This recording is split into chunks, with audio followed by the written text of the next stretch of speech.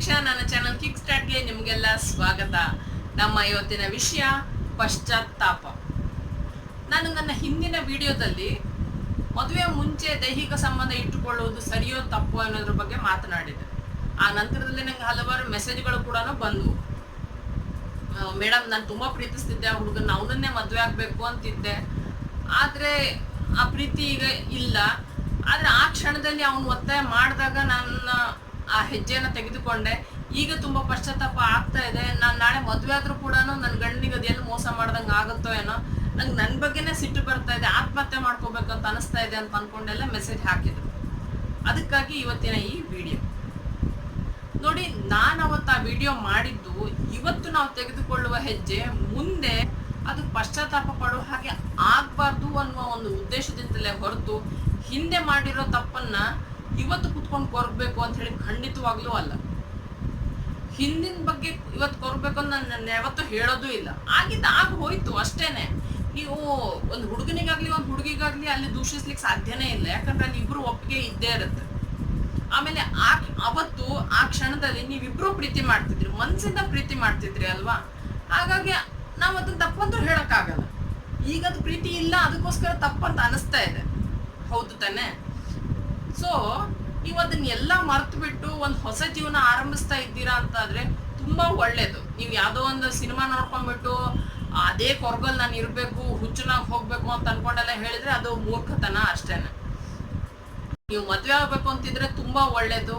ಮದುವೆ ಆದ ನಂತರ ನೀವು ಮನಪೂರ್ವಕವಾಗಿ ನಿಮ್ಮ ಗಂಡನ್ನು ಅಥವಾ ನಿಮ್ಮ ಹೆಂಡತಿಯನ್ನು ನೀವು ಪ್ರೀತಿಸ್ತಾ ಇದ್ರೆ ಅದಕ್ಕಿಂತ ಒಳ್ಳೇದು ಇನ್ನೇನೂ ಇಲ್ಲ. ಸೊ ಅಲ್ಲಿ ಯಾವುದೇ ರೀತಿಯ ಮೋಸ ಇದೆ ಅಂತ ಕೂಡ ನಾನು ಹೇಳೋದಿಲ್ಲ. ಯಾಕೆ ಅಂತಂದ್ರೆ ಈ ಕ್ಷಣದಲ್ಲಿ ನೀವು ಯಾರನ್ನ ಪ್ರೀತಿಸ್ತಾ ಇದ್ದಲ್ಲ ಅದು ಮುಖ್ಯ. ಹಳೇದನ್ನೆಲ್ಲ ಇಟ್ಕೊಂಡ್ಬಿಟ್ಟು ಇವತ್ತಿನ ದಿವಸ ನೀವು ಅದನ್ನೇ ಮೆಲ್ಕ್ ಹಾಕ್ತಾರೆ, ಅದು ಮೋಸ ಆಗುತ್ತೆ. ಆದ್ರೆ ನೀವೆಲ್ಲ ಮರ್ತು ಬಿಟ್ಟು ಹೊಸ ಜೀವನ ಆರಂಭಿಸ್ತಾ ಇದ್ದೀರಲ್ವಾ, ಎಲ್ರಿಗೂ ಅವಕಾಶ ಇದೆ ಈ ಜೀವನದಲ್ಲಿ. ಹಳದನ್ನೇ ಇಟ್ಕೊಂಡ್ಬಿಟ್ಟು ಇವತ್ತಿನ ದಿವಸ ಶಿಕ್ಷೆ ಕೊಡಕ್ಕೆ ಯಾರಿಂದನೂ ಸಾಧ್ಯ ಇಲ್ಲ. ಆಮೇಲೆ ಎಲ್ಲಕ್ಕಿಂತ ದೊಡ್ಡ ಶಿಕ್ಷೆ ಪಶ್ಚಾತ್ತಾಪ ಅಂತ. ಪಶ್ಚಾತ್ತಾಪದಲ್ಲಿ ನೀವು ಬೇಯ್ತಾ ಇದ್ರಂದ್ರೆ ಅದೇ ದೊಡ್ಡ ಶಿಕ್ಷೆ. ಇನ್ನು ಅದಕ್ಕಿಂತ ದೊಡ್ಡ ಶಿಕ್ಷೆ ಕೊಡಕ್ ಸಾಧ್ಯನಾ? ಸಮಾಜದ ವಿಷಯ ಬಿಟ್ಬಿಡಿ. ಸಮಾಜ ಯಾವಾಗ್ಲೂ ಕೂಡ ಹುಡುಗಿಯರಿಗೆ ದೂಷಿಸುತ್ತೆ. ಏನೇ ಆಗ್ಲಿ ಕೂಡ ನೀವು ಏನೇ ಉಪದೇಶ ಕೊಟ್ಟು ಹೌದು ಹುಡುಗಿಯರಿಗೆ ಮೊದಲು ಹೇಳ್ಬೇಕಿದ್ದು ಅಂತಕೊಂಡು ಹೇಳ್ತಾರೆ. ಒಂದು ಹುಡುಗಿ ಹೊರಗೆ ಹೋಗ್ತಾ ಇದ್ರೆ ಎಲ್ಲಿ ಹೋಗ್ತಾ ಇದ್ದಿ, ಯಾರ ಜೊತೆಗೆ ಹೋಗ್ತಿದ್ದಿ, ಯಾವಾಗ ಬರ್ತೀಯ, ಎಷ್ಟೊತ್ತಿಗೆ ಬರ್ತೀಯ, ಇದನ್ನೆಲ್ಲ ನಾವು ಕೇಳ್ತೀವಿ ಹೊರತು ಒಂದು ಹುಡುಗನಿಗೆ ನಾವ್ ಯಾವತ್ತೂ ಕೇಳಲ್ಲ. ಯಾಕೆ ಅಂತಂದ್ರೆ ನಮ್ಗ ಅನ್ಸುತ್ತೆ ಹುಡುಗಿ ಹೊರಗೆ ಹೋದಾಗ ಏನಾದ್ರೂ ಆಗ್ಬಹುದು ಅಂತ. ಆದ್ರೆ ಹುಡುಗ ಹೊರಗೆ ಹೋದಾಗ ಏನಾದ್ರೂ ಮಾಡ್ಬೋದು ಅಂತಕೊಂಡು ಹೇಳಿ ನಾವ್ ಯಾವತ್ತೂ ಯೋಚನೆ ಮಾಡೋದಿಲ್ಲ. ಅದು ಸಮಾಜದ ಬುದ್ಧಿನೇ ಅಷ್ಟಿರುತ್ತೆ, ನಾವ್ ಏನೋ ಮಾಡಕ್ಕಾಗಲ್ಲ. ಆದ್ರೆ ಸಮಾಜ ಹಂಗ ಅನ್ನುತ್ತೆ ಅಂತ ತಲೆಯಲ್ಲಿ ಇಟ್ಕೊಂಡ್ಬಿಟ್ಟು ನಾವು ಪಶ್ಚಾತ್ತಾಪ ಪಡ್ತಾ ಕೂತ್ಕೊಳ್ಳೋದಲ್ಲ. ಸಮಾಜಕ್ಕೆ ಇನ್ನೊಂದು ಹೊಸ ವಿಷಯ ಸಿಗ್ತಾನೆ, ಅದ್ರ ಬಗ್ಗೆ ಚರ್ಚೆ ಮಾಡುತ್ತೆ, ನಿಮ್ಮನ್ನ ಬಿಟ್ಟು ಹಾಕತ್ತೆ. ಅದ್ರ ಜೀವನ ನಡೆಸೋರು ನೀವೇ ತಾನೆ. ಹಾಗಾಗಿ ಸಮಾಜ ನನ್ನ ಬಗ್ಗೆ ಹಿಂಗ್ ಅನ್ಕೊಳುತ್ತೆ ಹಂಗ ಅನ್ಕೊಳುತ್ತೆ ಅಂತಕೊಂಡೆಲ್ಲ ತಲೆಯಲ್ಲಿ ಇಟ್ಕೊಳ್ಳೋ ಬದಲು ನಾನು ಇವತ್ತಿನಿಂದ ನಾನು ಸಂತೋಷವಾಗಿರ್ಬೇಕು ಅಂತ ನೀವು ನಿರ್ಧಾರ ಮಾಡ್ಬೇಕು. ಮನೆ ಹೆಣ್ಣು ಮಕ್ಕಳ ವಿಚಾರ ಬಂದಾಗ ನಾನು ಗಂಡು ಮಕ್ಕಳನ್ನ ದೂಷಿಸ್ತಾ ಇಲ್ಲ. ನಾನು ಕೇವಲ ಹೆಣ್ಮಕ್ಳಲ್ಲಿ ಆಗ್ತಕ್ಕಂತ ಒಂದು ಸಮಸ್ಯೆ ಬಗ್ಗೆ ನಾನು ಇಲ್ಲಿ ಚರ್ಚಿಸ್ತಾ ಇದ್ದೀನಿ ಅಷ್ಟೇನೆ. ಹೆಚ್ಚಾಗಿ ನಾನು ನೋಡಿರುವ ಹಾಗೆ ಯಾವುದೇ ಒಂದು ಮನೆಯಲ್ಲಿ ಸಮಸ್ಯೆ ಬರಲಿ, ಏನೇ ಒಂದು ತಪ್ಪು ಘಟನೆ ನಡೀಲಿ, ಮೊದಲು ದೂಷಿಸೋದು ಹೆಣ್ಮಕ್ಳನ್ನ. ಯಾಕಂದ್ರೆ ನಮ್ಗೇನ್ ಅನ್ಸುತ್ತಂದ್ರೆ ಗಂಡು ಮಗನಾಗಿ ಮನೆಗೆ ನಾನು ದುಡ್ಡು ತಂದು ಕೊಟ್ಬಿಟ್ರೆ ನಂದು ಕೆಲಸ ಮುಗೀತು, ಅದು ನನ್ನ ಜವಾಬ್ದಾರಿ, ಅಂದ್ರೆ ನಾನು ದುಡ್ಡು ಕೊಟ್ರೆ ಅದೊಂದೇ ನನ್ನ ಕೆಲಸ ಅಂತ. ಆದ್ರೆ ಹೆಣ್ಮಕ್ಳ ವಿಷಯ ಬಂದಾಗ ಏನೇ ನಡೀಲಿ ಅದೆಲ್ಲನೂ ಅವಳಿಂದಾಗೆ ಆಗೋದು, ಅವಳೇ ಅದಕ್ಕೆ ಕಾರಣ ಅಂತ.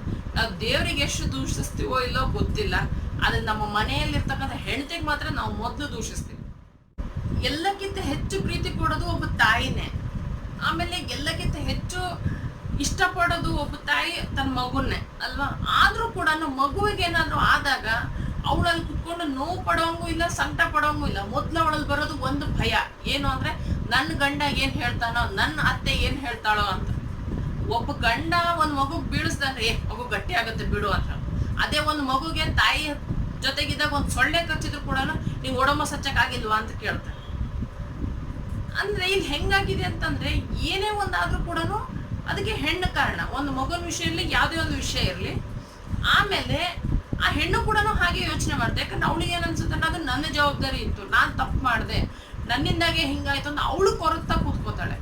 ನೋಡಿ, ಮೊದ್ಲೇ ಹೆಣ್ಣಿನ ಮನಸ್ಸು ಸೂಕ್ಷ್ಮ. ಅಲ್ಲಿ ಅವಳು ಆಲ್ರೆಡಿ ಕೊರಗ್ತಾ ಇರ್ಬೇಕಾದ್ರೆ ನೀವು ಹೋಗ್ಬಿಟ್ಟು ಅಲ್ಲಿ ಯಾಕೆ ಜಡ್ಜ್ ತರ ಕೂತ್ಕೊಂಡು ಅವಳಿಗೆ ದೂಷಿಸ್ಬೇಕು? ಅವಳಿಗೆ ನೀವು ಹೇಳಿ, ನೀನೇನ್ ಬೇಕಂತಲೇ ಮಾಡಿದ್ದಲ್ಲ, ತಾಯಿಯಾಗಿ ಯಾರು ಕೂಡ ತನ್ನ ಮಗುಗೆ ಕೆಟ್ಟದಾಗಬೇಕು ಅಂತ ಬಯಸೋದಿಲ್ಲ. ಆ ಕ್ಷಣ ಹಂಗಿತ್ತು, ಏನೋ ಒಂದು ದೊಡ್ಡದ್ರಲ್ಲಿ ಆಗೋದು ಸಣ್ಣದ್ರಲ್ಲಿ ಆಯ್ತು ಅಂತ ಹೇಳಿ ನೀವು ಸಮಾಧಾನ ಮಾಡಿದ್ರೆ ಅವಳಿಗೆ ಎಷ್ಟೋ ಸಮಾಧಾನ ಆಗತ್ತೆ, ಅವಳ ನೋವಿಂದ ಹೊರಗೆ ಬರಕ್ಕಾಗತ್ತೆ. ಆದ್ರೆ ಯಾರು ಆ ಅವಕಾಶನೇ ಕೊಡಲ್ಲ. ಎಲ್ರು ಬರ್ತಾರೆ, ಎಲ್ರು ಬಂದ್ಬಿಟ್ಟು ಮಾತಾಡ್ತಾರೆ ಹೋಗ್ತಾರೆ, ಅಷ್ಟೇನೆ ಮುದ್ದು ಮಾಡ್ತಾರೆ ಹೋಗ್ತಾರೆ. ಬಟ್ ಆ ಮಗುವಿನ ಸಂಪೂರ್ಣ ಜವಾಬ್ದಾರಿನ ತಗೊಳ್ಳೋರು ಯಾರು? ಒಬ್ಬ ತಾಯಿನೇ ತಾನೆ. ಒಂದು ಕಷ್ಟಪಟ್ಬಿಟ್ಟು ಮಗುನ ಹೇರೋದು ಯಾರು? ಒಬ್ಬ ತಾಯಿನೇ ತಾನೆ. ಅವಳಿಗಿಂತ ಹೆಚ್ಚು ನೋವು ಯಾರಿಗಾದ್ರೂ ಆಗಕ್ಕೆ ಸಾಧ್ಯನಾ? ಈ ಮಾತನ್ನ ನಾನು ಪದೇ ಪದೇ ಯಾಕೆ ಹೇಳ್ತಾ ಇದ್ದೀನಿ ಅಂದ್ರೆ, ಮನೇಲಿ ಇರ್ತಕ್ಕಂಥ ಗಂಡಸರು ಅಥವಾ ಮಕ್ಕಳು ಮೊದಲು ಮನಸ್ಸಲ್ಲಿ ಇಟ್ಕೋಬೇಕು. ಮನೇಲಿ ಇರ್ತಕ್ಕಂಥ ಸೊಸೆ ಇರ್ಬೋದು ಅಥವಾ ಇನ್ಯಾರೇ ಇರ್ಬೋದು, ಆ ಮಗುಗೆ ಏನಾದ್ರು ಆದಾಗ ಅವಳಿಗೆ ಹೆಚ್ಚು ನೋವಾಗಿರುತ್ತೆ, ನಿಮ್ಗಲ್ಲ ಅನ್ನೋದನ್ನ ಮೊದಲು ಮನವರಿಕೆ ಮಾಡ್ಕೊಳ್ಳಿ. ಮಗು ಅಳ್ತಾ ಇರ್ಬೇಕಾದ್ರೆ ಅವಳಿಗೆ ಎತ್ಕೊಳಕ್ಕೂ ಕೂಡ ಎಷ್ಟೋ ಜನ ಹೆಣ್ಮಕ್ಳಿಗೆ ಹಕ್ಕು ಕೊಡೋದಿಲ್ಲ. ಅವ್ರು ನೋಡ್ಕೋತಾ ಇಲ್ಲ, ನೀನ್ ಯಾಕೆ ಹೋಗ್ತೀವಿ ಬಿಡು ಅಂತಕೊಂಡು ಹೇಳೋರು ಜಾಸ್ತಿ. ಯಾಕೆ ಹಿಂಗೆ ನಾವು ಮಾಡ್ತಾ ಇರೋದು? ಒಂದು ಹೆಣ್ಣಿನ ವ್ಯಕ್ತಿತ್ವನೇ ನಾವು ಬದಲಾಯಿಸ್ತಾ ಇದ್ದೇವೆ. ಅವಳ ಮನ್ಸಲ್ಲಿ ಎಷ್ಟು ಕೊರಗಿರ್ಬೋದು ಅಂತ ನಾವು ಒಂದು ಕ್ಷಣಕ್ಕಾದ್ರೂ ಯೋಚನೆ ಮಾಡ್ತೀವ? ನಾವು ಯಾರೇ ಇರ್ಬೋದು, ಆ ಕ್ಷಣದಲ್ಲಿ ಒಂದು ತಪ್ಪಾದಾಗ ನಾವು ಹಂಗೆ ಮಾಡ್ಬೋದಿತ್ತು, ನಾವು ಹಂಗೆ ಮಾಡ್ತಿದ್ವೇನೋ ಅಂತ ಅನ್ಕೊಂಡು ಯೋಚನೆ ಮಾಡಲ್ಲ. ಏನೋ ಟೆನ್ಷನ್ ಅಲ್ಲಿ ಇರ್ತಾರೆ, ಏನೋ ಒಂದು ಭಯದಲ್ಲಿ ಇರ್ತಾರೆ, ಹಂಗ ಆಗ ಹೋಗಿರುತ್ತೆ ಅಂತಕೊಂಡು ಇಲ್ಲ ನೀನ್ ಹಿಂಗ್ ಕುತ್ಕೊಂಡಾಗ ನೀನ್ ಹಿಂಗೆ ಮಾಡ್ಬೇಕಿತ್ತು, ಹಂಗೆ ಮಾಡ್ಬೇಕಿತ್ತು. ತಪ್ಪಾದ್ಮೇಲೆ ಎಲ್ರು ಮಾತಾಡ್ತೀವಿ, ಇಲ್ಲ ಅಂತಕೊಂಡಲ್ಲ. ಆದ್ರೆ ಆ ತಪ್ಪು ನಡಿಬೇಕಾದಾಗ ನಾವು ಆ ತರ ವರ್ತಿಸ್ತಿದ್ವೋ ಇಲ್ವೋ ಅಂತ ಹೇಳಿ ಯೋಚಿಸ್ತೀವಲ್ಲ, ಅದು ಪ್ರಬುದ್ಧತೆ. ದಯವಿಟ್ಟು ಆ ಒಂದು ಯೋಚನೆಯನ್ನ ಬದಲಾಯಿಸಿ, ದಯವಿಟ್ಟು ನಿಮ್ಮ ಮನೇಲಿರ್ತಕ್ಕಂಥ ಹೆಣ್ಮಕ್ಳಿಗೆ ಮರ್ಯಾದೆ ಕೊಡೋದನ್ನ ಕಲೀರಿ. ಆಮೇಲೆ ಇನ್ನು ಪಶ್ಚಾತ್ತಾಪ ಪಡೋರ ಬಗ್ಗೆ ಬಂದ್ರೆ, ಮನೇಲಿ ಈ ತರ ಎಲ್ಲ ದೂಷಿಸೋರು ಇದ್ದೇ ಇರ್ತಾರೆ. ಆದ್ರೆ ನಮಗ್ ನಾವು ಸಮಾಧಾನ ಮಾಡ್ಕೋಬೇಕು ಅಂದ್ರೆ ಹೆಂಗ್ ಮಾಡ್ಕೋಬಹುದು ಅಂತ ಹೇಳಿ ನೋಡೋಣ. ಮೊದಲನೇದಾಗಿ ನಾವು ಉದ್ದೇಶಪೂರ್ವಕವಾಗಿ ಮಾಡಿದ್ದೋ ಇಲ್ವೋ ಅಂತಕೊಂಡು ಯೋಚನೆ ಮಾಡೋಣ. ಉದ್ದೇಶಪೂರ್ವಕವಾಗಿ ಮಾಡಿದ್ದೇ ಆದಲ್ಲಿ ಅದಕ್ಕೆ ಕಾನೂನು ರೀತಿಯಾಗಿ ಏನಾದ್ರು ಶಿಕ್ಷೆ ಕೊಟ್ಕೊಳಕ್ ಆಗುತ್ತೆ ಅನ್ನೋದಾದ್ರೆ ಅದು ಕೊಟ್ಕೊಳ್ಳೋಣ. ಇಲ್ಲ ಅಂತಾದ್ರೆ ಯಾರಿಗೆ ನಾವು ತಪ್ಪು ಮಾಡಿದ್ವಿ ಅವ್ರಿಗೆ ಹೋಗಿ ಕ್ಷಮೆ ಕೇಳೋಣ. ಉದಾಹರಣೆಗೆ ಈಗ ಚೈಲ್ಡ್ ಸೆಕ್ಷುವಲ್ ಅಬ್ಯೂಸ್ ತಗೊಂಡ್ರೆ, ನೀವ್ ಯಾವ್ದೋ ಒಂದು ಚಿಕ್ಕ ಮಗುವಿನ ಮೇಲೆ ಲೈಂಗಿಕ ಅತ್ಯಾಚಾರ ಮಾಡಿದ್ರು ಅಥವಾ ಇನ್ಯಾರಿಗೋ ಏನೋ ಒಂದು ತಪ್ಪು ಮಾಡಿದ್ರಿ ಅಂತ ಹೇಳಿದ್ರೆ ಅವ್ರಿಗೆ ಹೋಗ್ಬಿಟ್ಟು ನಾವು ಕ್ಷಮೆ ಕೇಳೋಣ. ಅದ್ರಲ್ಲಿ ಏನ್ ತಪ್ಪಿದೆ? ನಾವು ತಪ್ಪು ಮಾಡಿದ್ವಿ ಅಂದ್ಮೇಲೆ ಅದಕ್ಕೆ ಕೊನೆ ಪಕ್ಷ ಪ್ರಾಯಶ್ಚಿತ್ತ ಅಂತ ತಕೊಂಡು ಹೇಳಿ ಅಷ್ಟಾದ್ರೂ ನಾವು ಮಾಡ್ಬೋದಲ್ವಾ? ಅದನ್ನಾದ್ರೂ ಮಾಡ್ಬೋದು. ಅಥವಾ ಉದ್ದೇಶಪೂರ್ವಕವಾಗಿ ಮಾಡಿಲ್ಲ ಅಂತಂದ್ರೆ ಅದು ವಿಧಿ ಅಂತಕೊಂಡಷ್ಟೇ ಹೇಳ್ಬೋದು. ಆ ಸಮಯದಲ್ಲಿ ಅದು ಏನೋ ತಪ್ಪು ನಡೆದೋಯ್ತು ಅಷ್ಟೇ. ಅದಕ್ಕೂ ಕೂಡ ನಾವು ಯಾವ ರೀತಿ ಆದ್ರೂ ಶಿಕ್ಷೆ ಕೊಡ್ಕೊಳಕ್ ಸಾಧ್ಯನೋ, ಪಶ್ಚಾತ್ತಾಪ ಪಡಕ್ ಸಾಧ್ಯನೋ, ಕ್ಷಮೆ ಕೇಳಕ್ ಸಾಧ್ಯನೋ ಅಂತ ನೋಡೋದು. ಇಲ್ಲ ಅಂತಂದ್ರೆ ಅದು ಏನೋ ಆ ದಿವಸದ್ದು ಘಟನೆ ನಡೆದೋಯ್ತು, ದುರ್ದೈವ ಅನ್ಕೊಂಡು ಬಿಟ್ಬಿಡೋದು.